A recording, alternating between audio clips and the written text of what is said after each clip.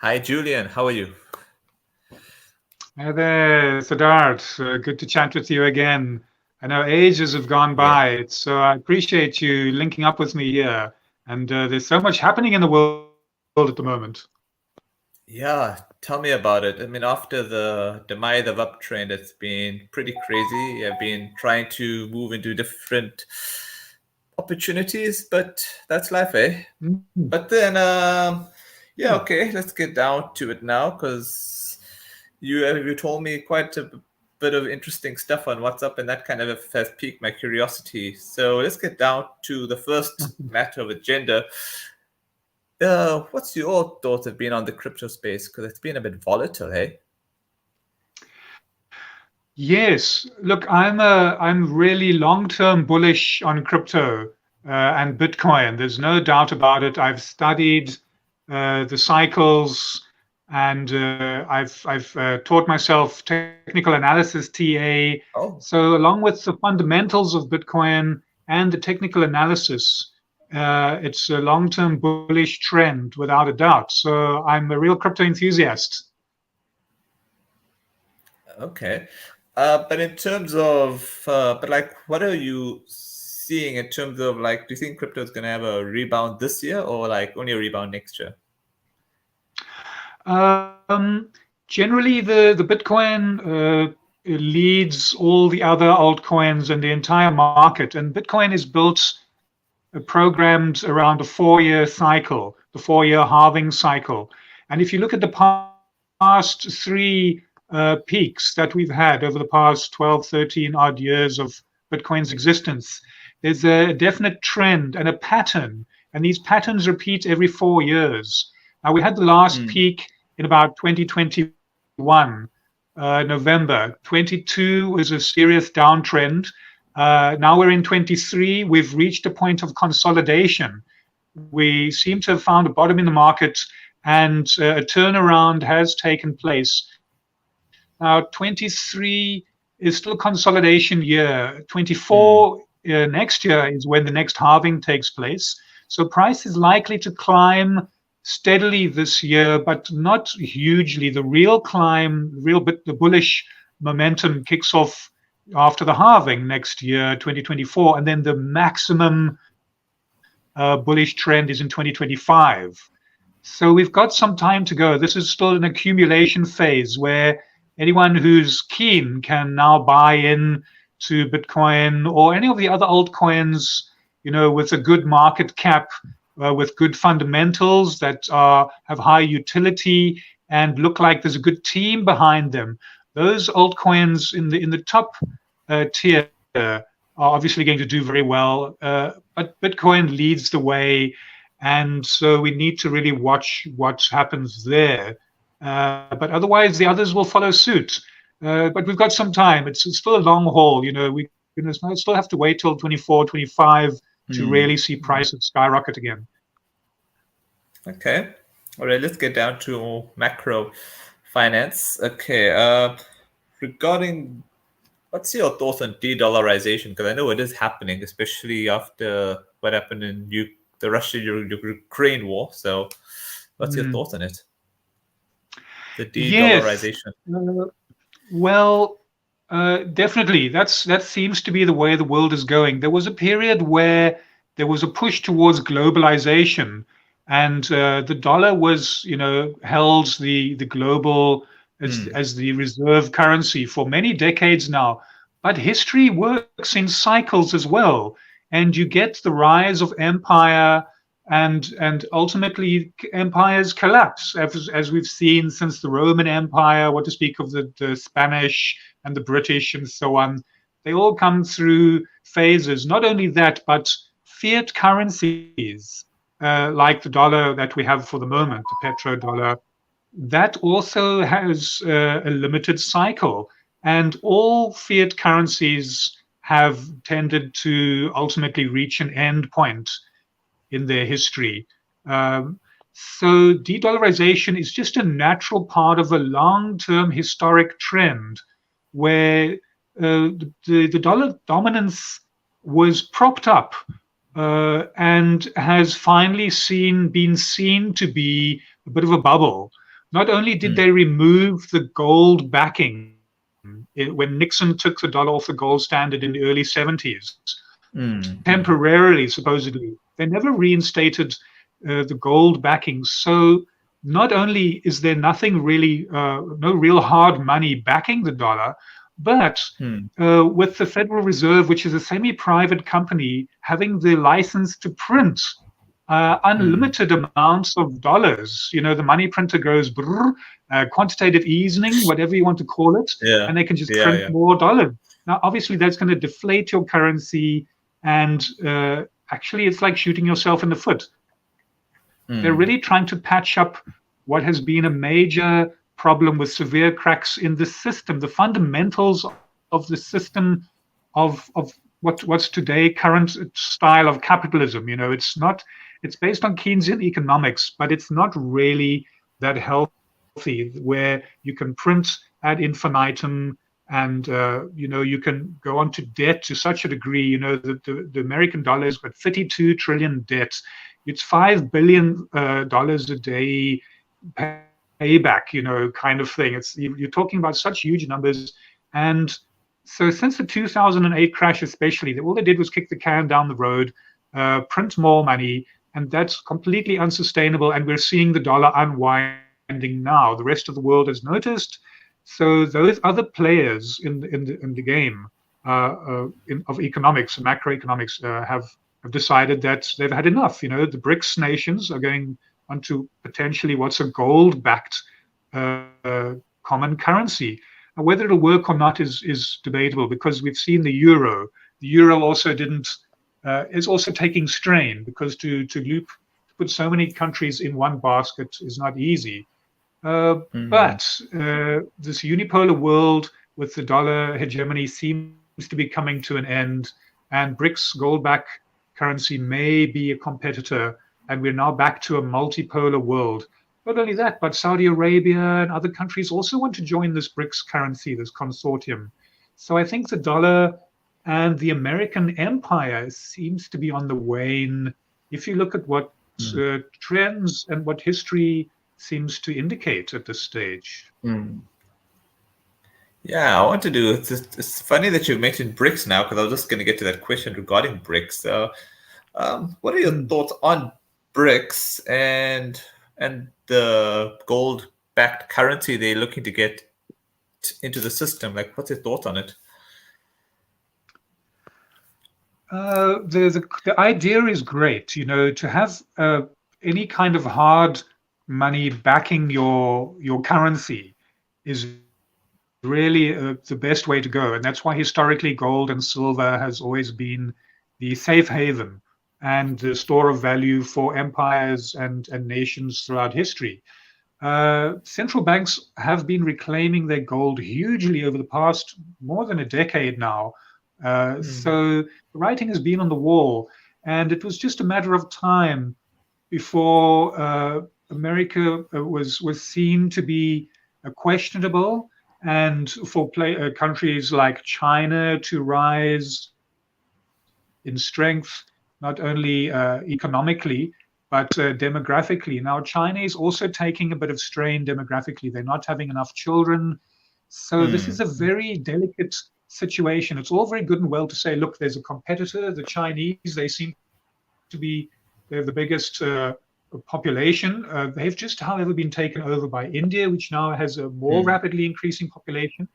India is the biggest democracy on the planet. So India is very much in mm, the middle. Is playing both sides at the moment. It's a very good diplomatic game going on mm, there. So this is BRICS currency in theory is going to be backed by gold, which is great. However, politically, these countries don't have much in common. India and China have been mm, having border difficulties for decades now. That's not going mm, away. mm, Russia and China, it's more like the enemy of my enemy is my friend, and that's what it mm, looks like at the mm. moment, anyway. So Yeah. it's a marriage of convenience, of economics, and if they can pull it off, I'll be impressed. And this is the biggest attempt, anyway, in modern history to destabilize the dollar and perhaps push it off its standing as the global currency, the global reserve currency. So the BRICS nations do have a chance, but China's economy is also slowing down. Mm, mm, Their economy is based very much on real estate, amongst other things, where they're building massive ghost cities. People are investing in apartments and so on. But that real estate bubble looks like it also may become deflated, and mm, companies are defaulting. So China has problems of its own. Um, However, it is kind of like the strongest of many faltering nations potentially, and if they can pool resources with Russia, India, China, South Africa, and then of course the others like Saudi Arabia, Iran, Brazil. You're probably going to see Argentina and other countries mm, also asking to join this BRICS Plus mm, setup.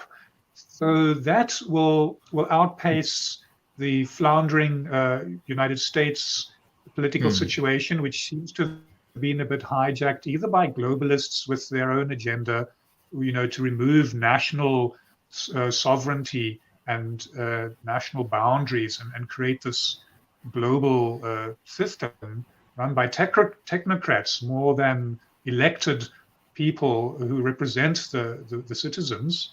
Europe is also struggling tremendously. Of course, I mean, look at the current war in the east of Europe. It's all interlinked. But the mm, globalists, from what I've researched, who have well controlling the scenes in America as well as Europe, have their hands full at the moment with the other contenders. The rise of the global South, as they call it, even though it's actually not all South, but it's those third world countries which have now come to the fore, along with Russia and so on. So the war in Europe is also not going away, at least for another year, maybe two. And so, it's anyone's guess, because there are also black swan incidents, perfect storms. There are uncertainties in this global chess game. It's a very intricate global chess game at the moment, and there could be always difficulties. Either the public are going to revolt and you're going to have protests, or you're going to see other black swan events, climate catastrophes. Beijing has been hit by some historic floods at the moment. So one way or the other, it's going to be exciting times. But the long-term trends, as I said earlier, this historic decline of empire, which these are 80-year cycles, 200-odd-year cycles, which we're talking about, which are all converging now, look like the dollar is declining. And so obviously there's going to be competition from the new contenders, and BRICS are certainly the leading contenders, and so it's certainly something valuable to watch. um, okay, I remember on WhatsApp you had given me you had told me about the Fed in USA being questionable. What did you mean by that? Yes. There's a famous book called "A Creature from Jekyll Island," Okay. which goes into the history of the Fed. And I've heard little parts of it here and there, and I've listened to other commentators speak about this. Well, far more knowledgeable than I am. But it seems to be that in the early 1900s, the Federal Reserve was created privately by a few influential bankers at the time who Mm, desired to gain some kind of control over the entire United States, and have done so ever since. So the United States is not really only controlled by its political leaders who are elected by its people.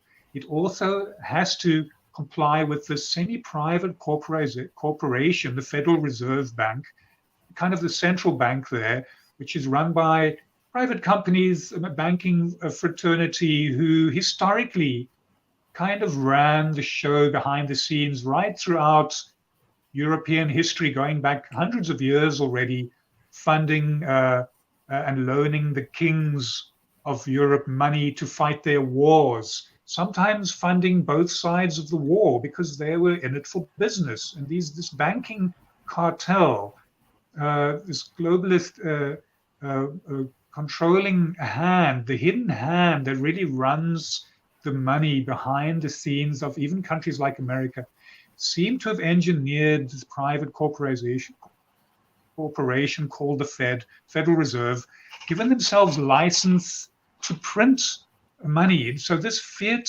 currency, it's not backed by anything, and the Federal Reserve has somehow obtained the license to print. Now that in itself, mathematically, also even morally speaking, ethically, is highly questionable and could be seen as counterfeiting in its own right, especially since they took the gold backing away. So it's going to implode. You can't keep printing ad infinitum and not expect your dollar to decline, as it has already lost 95% of its value over the years. So this Fed is up for question, and those behind the scenes, it's really not in favor of the best interests of the people, and that's why people are talking about it and addressing this issue, because it needs to be addressed and reevaluated.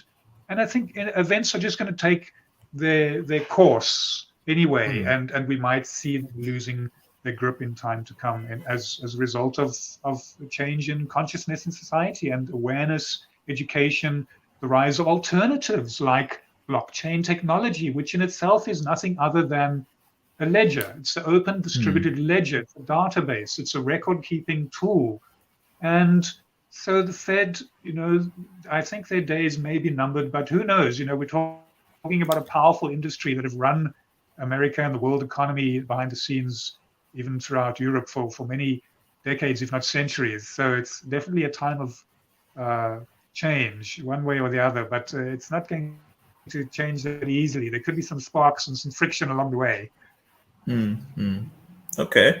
Now let's get to the politics side. This is the spicy bit of the chat. I think I was making a bit of a, I was wanting to know your thoughts on Trump, because regardless whether we love him or hate him, he is kind of heading up in the Republican polls. So, and he's got now 3 indictments on him. Do you think these are witch hunts, or do you think they're genuine, or what's your thoughts on this whole issue? Yeah, love him or hate him, Trump is an interesting character, but I've listened to some information from one of the top lawyers in America who's following the case, and it does look like, first of all, that it's a bit of a witch hunt, considering that he's the time it's the year before the elections. He's running again. They didn't like it the first time round when he got in, so the same agents are behind the scenes, still fighting tooth and nail. We're talking about the Obama administration, the Hillary Clinton, also one of his pet hates. And of course, as a result, then the Biden administration. It's the same characters, really, that the Democrat Party behind the scenes taking off the gloves, and really doing what has historically unprecedented maneuvers to try to stifle Trump's bid for re-election again.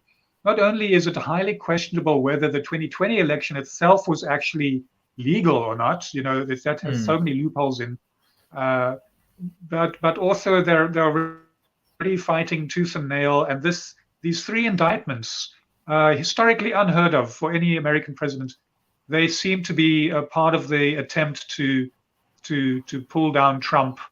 But the funny thing is, in theory, Trump could actually go to jail. So say they do find him guilty of something, and he ends up going to jail.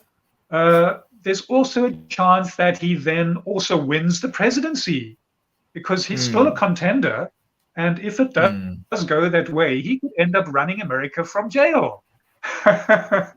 In theory, anyway, that is there. It's unlikely it's going to happen, because the 3 indictments already, the first, the Mar-a-Lago, Miami FBI, the private documents raid, then there's the the January 6th apparent issue that he incited the riot on the Capitol and so on, and the third one, which is also highly flimsy. You know, these are flimsy cases. Not only that, but Trump is being tried in Washington D.C. for this current one now, for the fairly important one, and Washington is very biased. And not only that, but the judge that they chose is very biased, very Democrat centric. Washington D.C. is the worst place for a Republican apparently to be. So not only is proper justice being served, unless they use the loophole where you can actually ask to be tried in another state, because it's obvious that being tried in Washington is biased against him.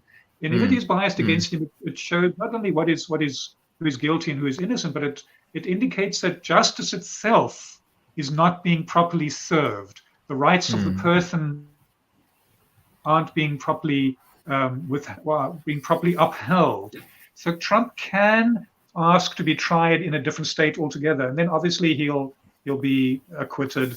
But even if they try in Washington himself, his current indictment, it's likely he'll be acquitted, in my opinion, because the case is flimsy, the judge is biased, and the pundits at the moment are saying there's not much to this case. It's all just weak attempts, poor attempts to fight this battle tooth and nail. So I think Trump has a good chance of gaining more popularity than anything from this. Biden, this thing could backfire, and then Biden himself could end up being indicted when the Republicans push back. So we all know Biden is not a strong contender. He never was in the first place. But you have RFK Jr., who's, but as to what his policy is, it's also questionable. Anyone running in the Democrats, one needs to question it. He should be an independent, RFK Jr., if anything. So Trump looks like he's the main contender, and if things don't get hijacked again, as they probably were in 2020 with the stuffing of the ballot boxes and mail-in ballots and no need for ID and all sorts of shenanigans which take place in the American system. It just has too many loopholes. Not only that, but the system as a republic or a constitution, it's old. The American system is hundreds of years old. It needs to be improved for modern day politics. So all of that can be overhauled in time to come. Maybe we don't have the time. They could really stoop even lower. We could see a lot more dangerous things happening between now and the election in 2024. They could foment rioting once again. There could be some kind of unrest where they can declare martial law. They could just come up with another pandemic and just have lockdowns if they feel like it. So they have a lot of ammunition in their arsenal, because Trump is standing up against what looks like the cabal that are the deep state behind the United States and as I said, Europe, and the globalists who've been pushing their agenda from the start, which is get rid of this concept of nationalism, national pride, identity, all the things that Americans appreciate. For example, one of the ways they're doing this is by destroying the southern border so that migrants can flood in undocumented and dilute the entire American situation, demographic there. So already unprecedented skullduggery is going on. Bad moves, dangerous, not only questionable legally, but dangerous for the citizens at the end of the day. So things aren't going to go away, even if Trump does get off lightly with this and the charges are dropped as they should be. He has a fight of his life on his hands, and you've got to commend the guy. He didn't have to do this to make money.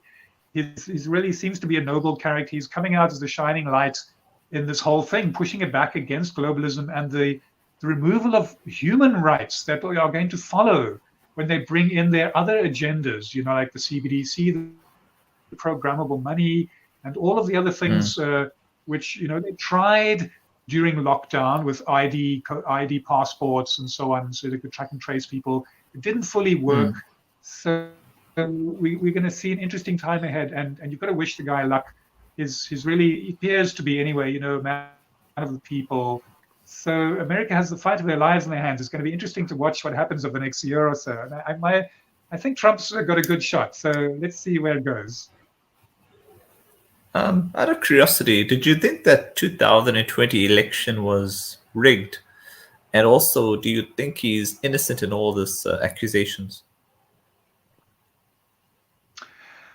I'm just an outsider from a little third world country at the tip of Africa. What do I know? I've just all I can say is what I read in the news. Hmm, But when hmm, you hmm, realize that even the news has been somewhat hijacked, and it's obvious now hmm, that the mainstream media are in the pockets hmm, of the Democrat Party. hmm, They're hmm, they're spewing the narrative, of the Democrat Party. So once you know that, and you find alternative sources of information from reputable United States citizens and Americans themselves, who have far more information, who are possibly part of the institution there, and you hear commentary from them, you can see that there's a high potential that there was some kind of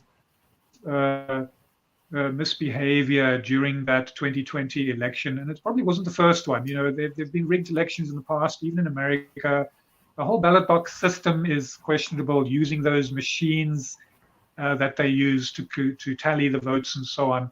So I was there and I watched day by day what went on, and I heard commentaries by people, and it just cast too much of a shadow for me to say that that was a fair election.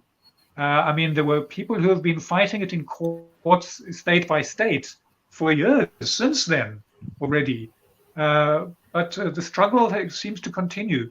So I'm a bit pessimistic about the future because they're going to use the same voting system and probably those same machines again, whatever those machines were called that they used that tally the votes. And the same Dominion company is probably going to run those machines again. So what room is there? How ethical, how fair? What hope do the people have really in America? You don't need to come and show an ID to vote. You can vote from long distance. So who knows? For me, it's got too many holes in it. It looks like it hmm, was rigged, and Trump was actually innocent throughout this thing. He certainly was innocent with this J6 indictment trial. He did not incite a riot or sedition or anything like that. He actually publicly told the mob to be peaceful and go home. Go home and be peaceful. I remember that from 4 years ago. hmm. So that's just my opinion, and I'm just an amateur who reads Yeah, yeah. alternative news sources Hmm, as well as hmm, the hmm. mainstream media. And Yeah, yeah. I've figured this out. So obviously there's a lot more going on, and people Of like me, course. intelligent people, will question this American election completely. Uh, Hmm. that's my opinion. Maybe I'm older and I'm more conservative, No, but I'm no, not the it's only fine. one. Yeah, yeah, yeah, yeah. Okay, finally, before you wrap off, do you think he's going to be the Republican nominee, or do you think people like DeSantis or Vivek are going to get it? I think he'll win it. I think he'll be the nominee. DeSantis had a good shot at it, but he's lost a bit of momentum. And Hmm, Trump is hmm, only gaining. And remember, there's a hmm, huge amount of the MAGA movement, which is quietly, politely standing behind the scenes in America. The vast majority, probably, in my opinion. So I'm sure Trump has a huge backing, and he's going to become the nominee. And if he can win this and have another 4 years as president. So I believe he's got a chance. Yeah. Okay. Yeah, I think if he gets this presidency, he'll only be able to do one term because he did his previous one term. So it'll be a bit of a mystery how that goes. But I think, yeah, that's pretty much it. Thanks so much for your time. Sure, my pleasure, Siddharth. Always happy to discuss these things with like-minded souls. And remember, blockchain technology is the way of the future. Bitcoin is decentralized. It can't be programmed by governments. It is an alternative payment rails, and it's definitely a solution to counter the CBDCs that might be coming in the future. And now's the time to buy, because we're at the turning point where the bear market cycle is turning into the bull market, and it's only uphill from here, upward to the moon from here. So if you're ever interested, that's what I'm going to be doing, not financial advice, but that's the way to go for the future. And Asia is going to rise as a result of jumping on board blockchain technology far greater than America is. And America is going to lag as a result of that if they're not careful. Asia is pushing this current bull market trend. So all strength to the blockchain technology, and I hope others also jump on board and make tremendous gains, because it's the money of the people and we can all benefit tremendously from it. Sure, man. Take care.